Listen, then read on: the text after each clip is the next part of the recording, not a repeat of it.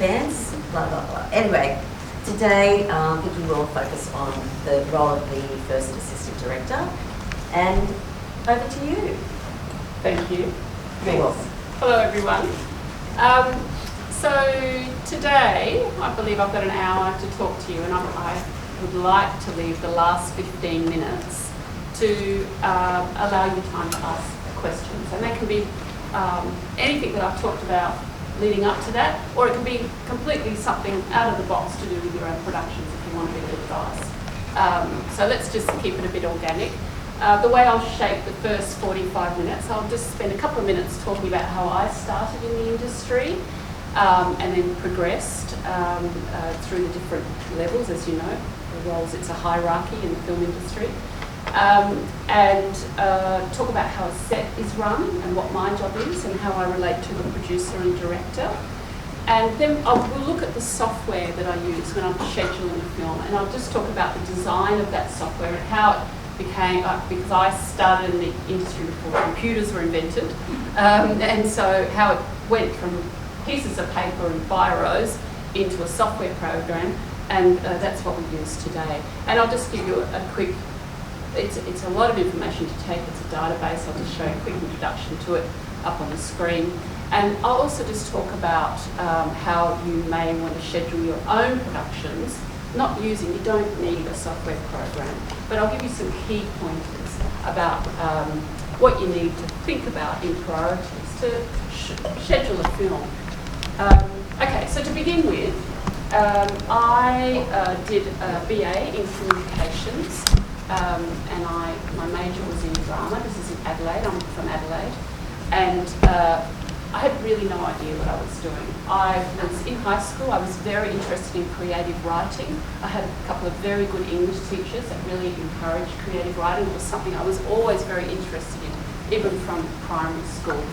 And then in my last 2 years in high school, I was allowed to do essays and stories, and even my European history final presentation with photography. I was very interested in photography. So I was sort of about stories and pictures, but I didn't know what was going to happen. And I thought, you know what, I'll just do drama and see what happens.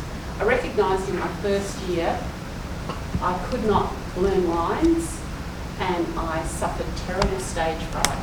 So I just thought, okay, acting's not it.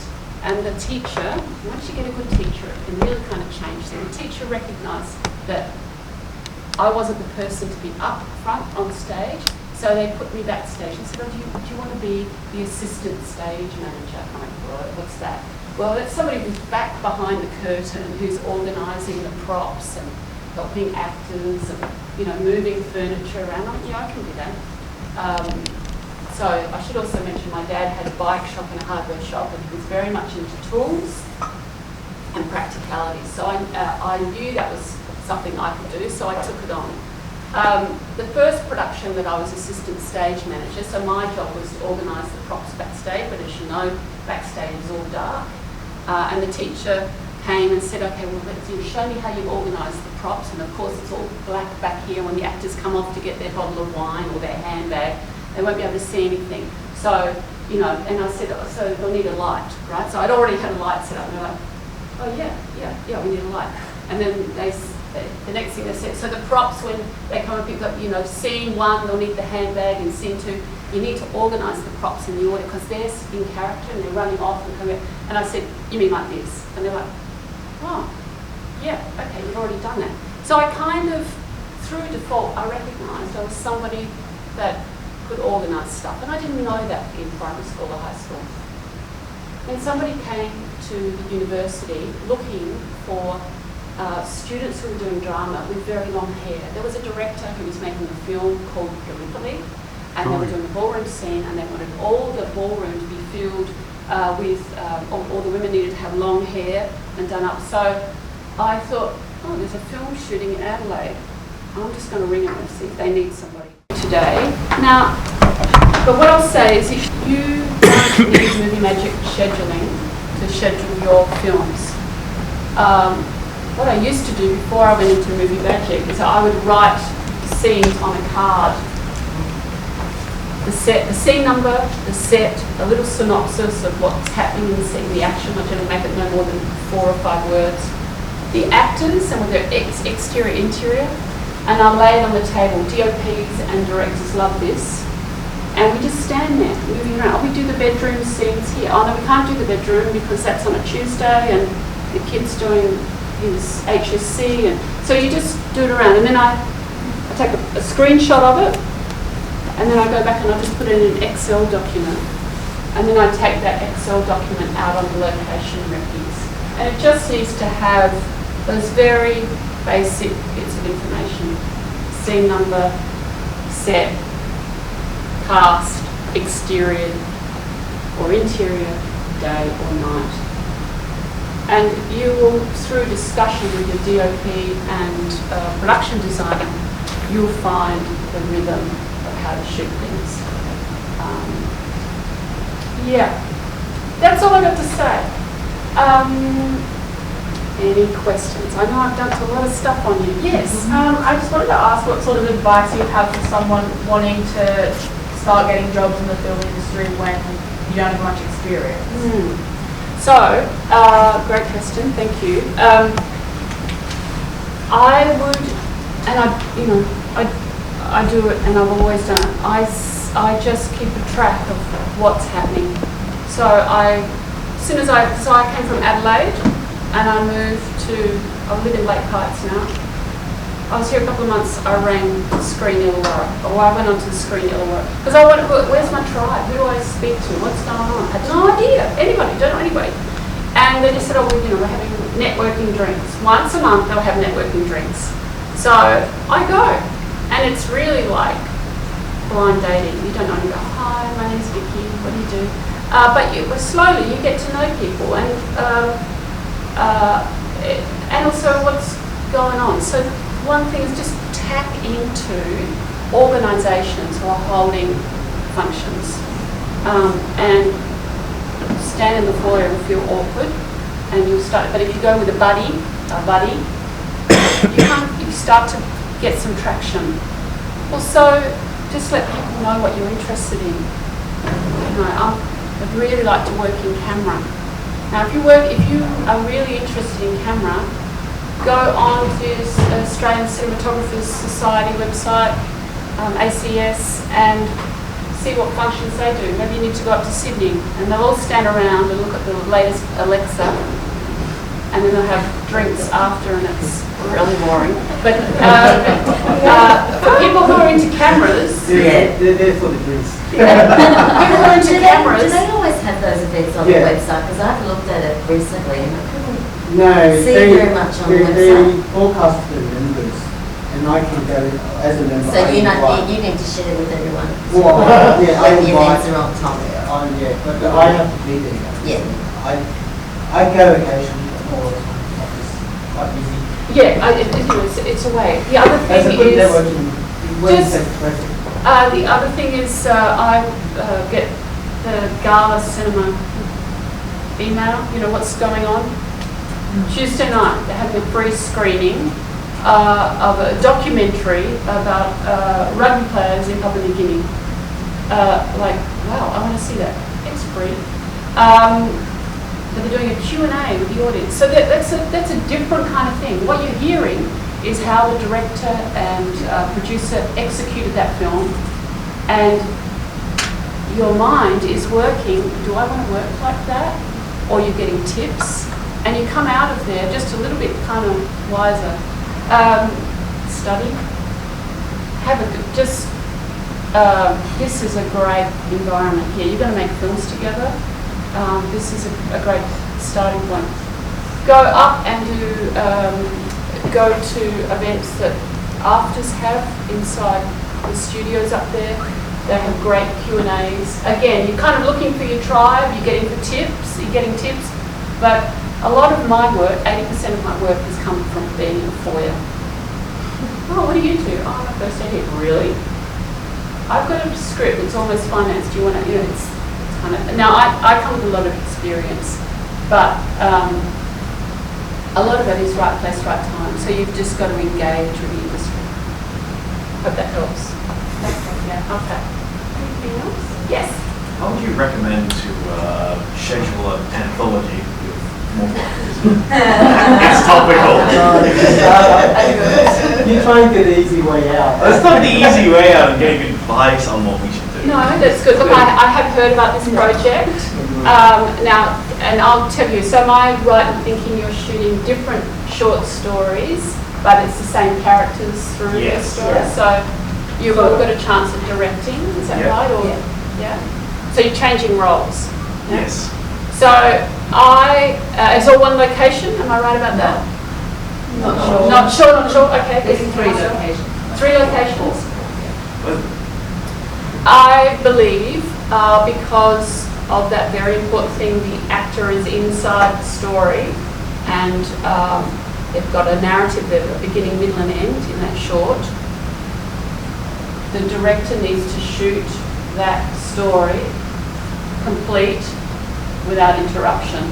So if it's got 3 days, and tell me if I'm stepping on line here. No, it's good.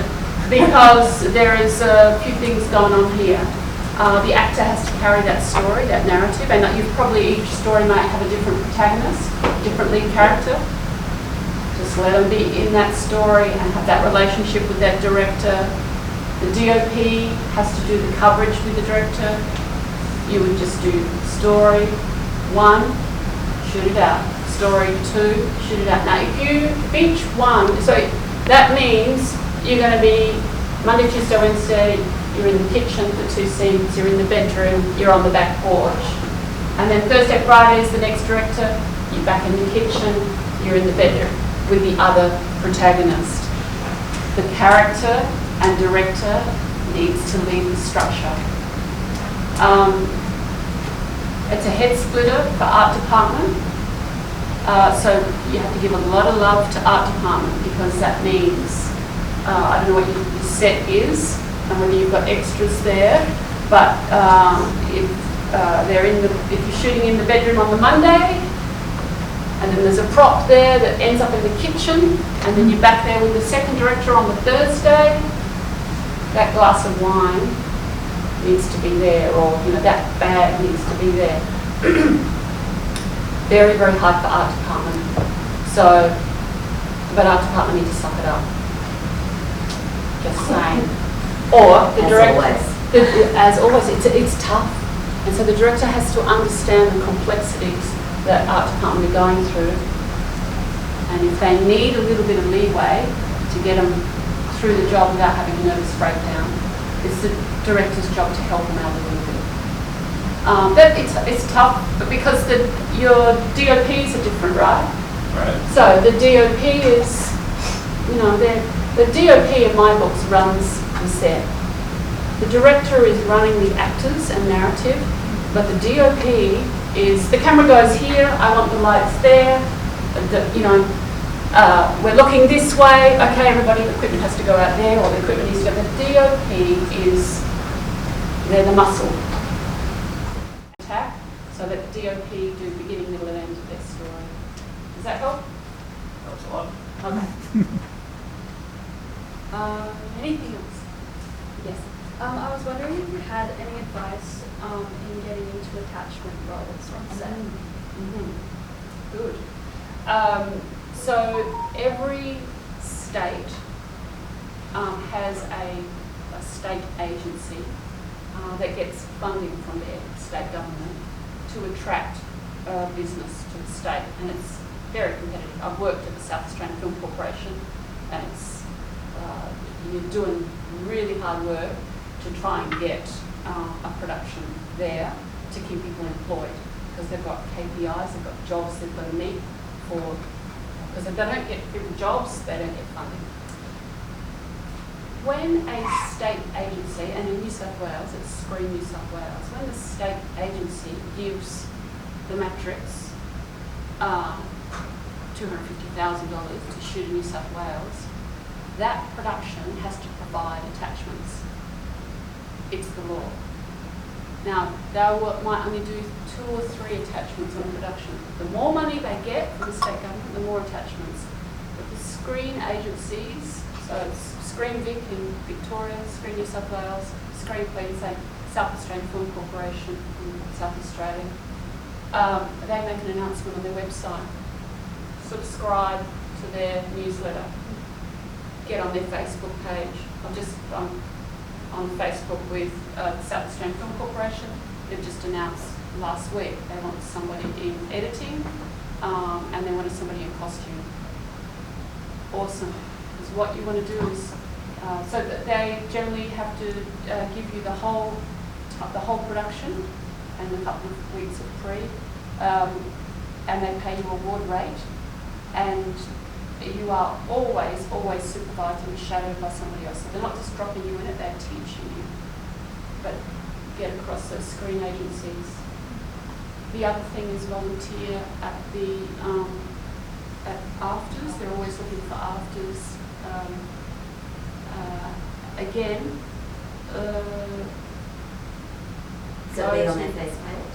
Because do most of their advertising is on their Facebook page. Yeah, on their website, I'm pretty sure there's a, do you want to volunteer, click on your name.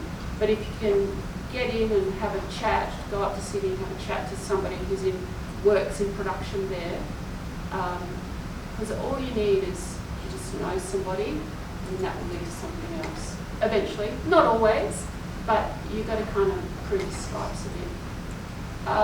So yeah, social networking is really valuable. But I mean, I don't know much about it down here because I haven't reached out real hard. I've got a sort of another life. I went into writing and story development, so I'm sort of just sitting in a room listening to people's stories. So I'm not sort of in that world anymore. But Screen Aurora is working very hard to build the environment here. I would reach out to local organisations who... They're looking for attachments for Heartbreak High at the Yeah, moment. I do. Yeah. Are they shooting down here? No, They're it's shooting in in Sydney. Okay. But they're looking for like 4 attachments in Yeah. 4 different departments and Yeah, stuff. I was going to apply to the costume attachment. Yeah. So I've been on the receiving end because I've worked as the manager at Film Corporation and I manage the attachment program. It's competitive. Yeah. And so just do your very, very best at filling that application in. And there's a narrative that you need to write on what your experience is. Doesn't matter if you've just done 2 short films for free with mates. You've just got to demonstrate you're leaning into the job. That's all the assessors are looking for. So don't worry at all whether you've made work that has never been broadcast. Doesn't matter. They're looking for keenness. Yeah. Anybody else? Okay. Yeah. That was a good point, Vicke, you just made there, because so many we can easily feel shy or inhibited about certain things. But it was a very good point you just made about keenness. Keenness. And many of these people here are keen, so it doesn't have to be that what the results are. They've already produced or done so many things, but there's an engagement in the way that they present themselves. There's a keenness behind you can get something. And the last job I did was in 2021, the third AD that I took on. It was a series called First Day. As I said, it was set in a school, just at award minimum. The first series was ABC iView and Hula. It won an international Emmy about transgender youth so the first series was in primary school, where Evie came out transgender, and then I did the second series, first day of high school. And a lot of background action, and I had to try and find a third AD. Now, third AD is, the second AD is doing all the paperwork and getting actors on the set. Third AD is right next to the first, who is helping you with background action, or, getting information out to the peripheral edges of hair, makeup, wardrobe. We're not doing scene 5, we're doing scene 3, or, whatever.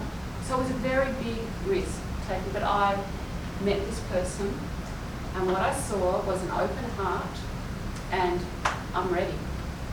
And that's all I needed. I just needed to feel that she was leaning into the job. And it was a tough job too, but I made the right decision.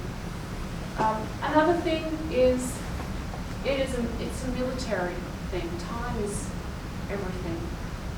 Don't, like today, so I'm a time freak, don't you know, I have to be somewhere. There's a saying in the film industry, if you get there on time at crew call, you're late. You've got to get there 15 minutes early because you've got to park the car, you've got to get your bag, you've got to walk, you've got to, where's the set? Oh, I'll put my bag here. That's 10 minutes. Now, if you pull up in the car at crew call, this is the first AD's nightmare. So never cut corners. Driving here this morning, the street that I usually drive down to get here, they're closed off. They're retiring the road. So I had to, but I gave myself 30 minutes to get here, even though I'm only 6 kilometres away. Because I have to be here 15 minutes before 10 o'clock. Because I have to anticipate problems. The petrol station I drove past, there must be a sale on petrol today. Huge queue. Don't get petrol on the way to set. Because if you are to get to set right on time and you take 10 minutes to get your equipment out and you've got the camera, or you're driving the actor and they get to make up and they're stressed, the knock-on effect is huge. Grey hairs, I feel that. Every decision needs to be leaning into the job. Experience can be learnt, but engagement with the task of what you're going to have is actually up to you. Just in that one sense also. Another I question think it's here. really important for Another question. What's that? Oh, sorry. No, it's okay. I just wanted to go off of that. Do you have any advice on how to anticipate problems, or just always think a couple of steps ahead? Just like how you would. It comes with experience actually, but the thing with a crew is a lot of, even though you've done the location recce with the DOP and the director, maybe 2 or 3 times you've gone back to a location, especially if they're not sure, they need to go back and look at them. So you know the story very well, but the second camera, the focus puller who's never been here, has no idea where, they know, oh, we're shooting in the lounge room, but they don't know which way we're looking, they don't know where the gear is. So you just have to think about, what would it be like for me if I've never walked on this film set before? So I always, as a first AD, I'm the first to have breakfast, and I am on the set before anybody else. And then the first person that arrives is generally in camera department. I say, okay guys, we're looking over this way, just put your gear outside there, just put it up against the wall, make sure nobody trips over it. And they're like, oh, okay, that's what we do. And then, so you just sort of think that people know nothing. And so the first idea is always the voice. Okay, so even though there's a call sheet, and you've talked about it in pre-production, it's like, okay, we're doing scene 3. It's John and Sally on the sofa, they're having an argument, we're going to look this way. Folks, first off, we're going to start with a block through. A block through, as you've probably already known, is just running the lines, and it's the time for the director and the DOP to see the performance, because we're there for the actors. And so you just run the scene. It might take 10 minutes of blocking it through. The director will have some drama beats, but not too much. But really it's about working out the coverage. And then a big voice, because hair, makeup, wardrobe are making up the actors for the next scene, or mixing the hair dye or whatever. Sound department's freaking out about their boob pole because they forgot the extension. And so anybody that's not in the room, okay folks, we just finished the block through. We're going to do a wide shot first, Sally and John on the sofa. Then we've got 2 over shoulders, then we're doing a close-up of the wine, and then we see Brian come in. That'll be the 5 shots. We're going to go wide first. DOP always wants to shoot the widest shot first because they want to establish light and continuity in the room. I'm telling you to suck in, so mine. But you just kind of tell everybody. And you can feel it. As a first AD, you go, oh, okay, great. And the first AD will generally stand where the camera is, and your arms are the lens. We're looking wide, we're wide, we're on a 15mm. We're going to go overshot. You don't get too smart, you don't want to take the sunshine away from the DOP. Then we'll do 2 over shoulders, I'll let the DOP sort of fine tune that when we get there. But so you're kind of anticipating somebody who doesn't know anything that's worked on the set and you're the mouth guest. And it is extraordinary how people just go, oh, okay, so that's great. So I can change my lenses outside. I don't need to bring the lens case in here, or, you know, we're on a Steadicam or whatever you call it, we can rig out here. They don't need to tell you stuff, but you know they're sucking it in because everybody's got a job. So, to answer your question, you're just thinking like everybody here knows nothing, and you're the voice of information. The other thing, and I'll come to you in a second, the other thing is just first AD stuff is stressful. You know, for us to plan. There'll be somebody that will sleep in, somebody will forget the key prop at home, art department's taken it home to repaint it or something that's drying on their kitchen bench, whatever. The first AD's dying, okay? You don't let that out.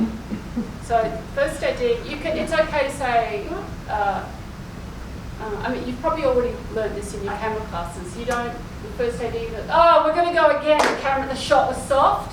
You know, the focus pull is like, the pressure of getting shot sharp on take 2 is just, so it's like, and I always, after a shot, I'll just look at the focus pull, they don't need to say anything, and I'll just go, oh.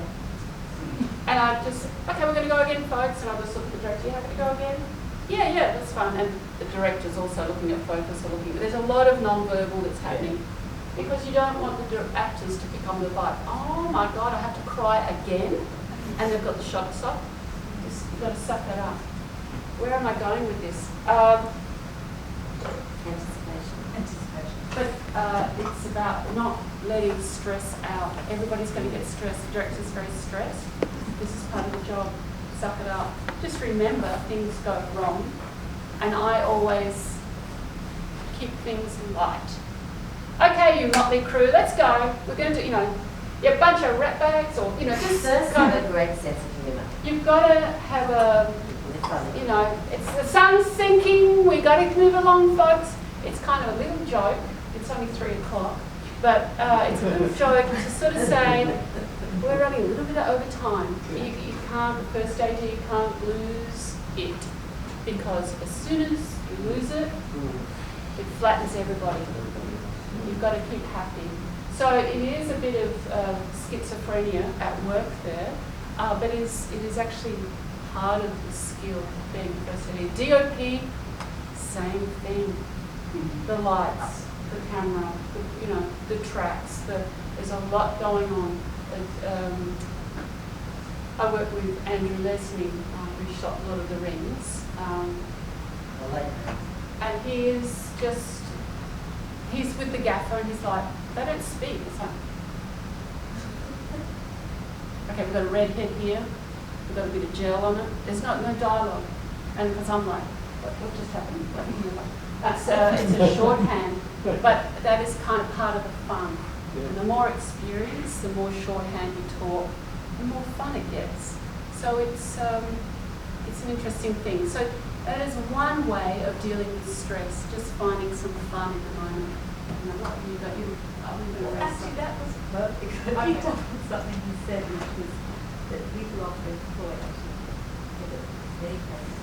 I think the person's going to be in an environment, so people is going to about communication, which is important, all sorts of things, but who do you want to work with? And I think often, in this case, is problem solving, how you do that, considering the people around you as well, is a really good skill to have. Like, in there, you're juggling many things.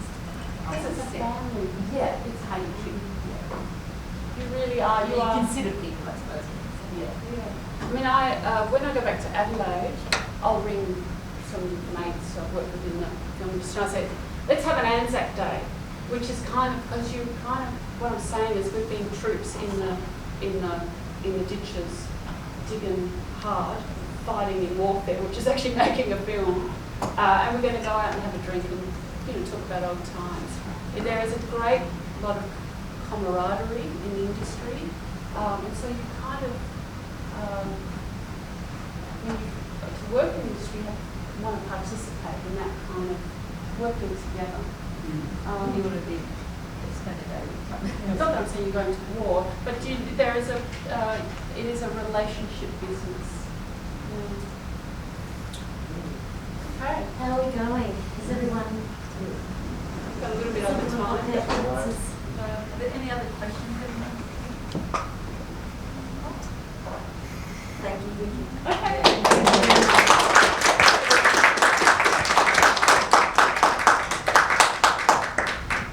I find it unimmersive, it's that. Like, it takes that creativity or guesswork out. I like being around creative people, I suppose. This is one thing I like about this course. I'm around other creative, even though it's different from painting or photography, but it's interesting.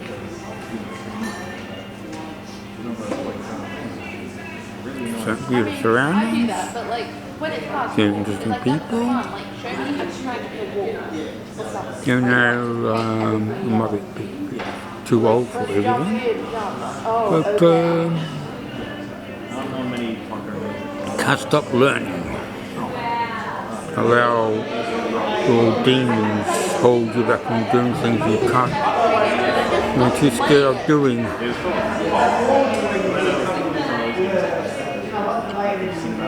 Beating my demons. It's constantly kicking my ass. See, this is why I play games like Signalis or I'm no longer afraid. I'm no longer that little boy that's just hiding in the shadows.